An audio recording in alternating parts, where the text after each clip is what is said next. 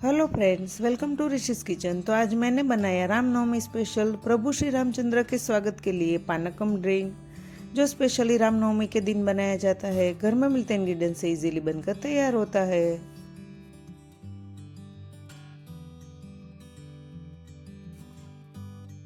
Mixing बोल में आधा लीटर मटके का पानी, आधा कप देसी गुड़ कट करके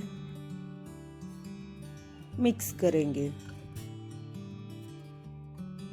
गुड़ मेल्ट हो तब स्ट्रेनर में लेकर छान लेंगे।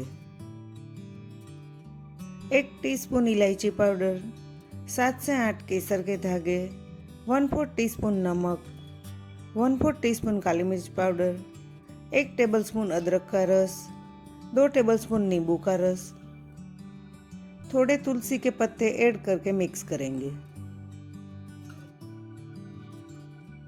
पानकम ड्रिंक सर्विंग ग्लास में ले लेते हैं।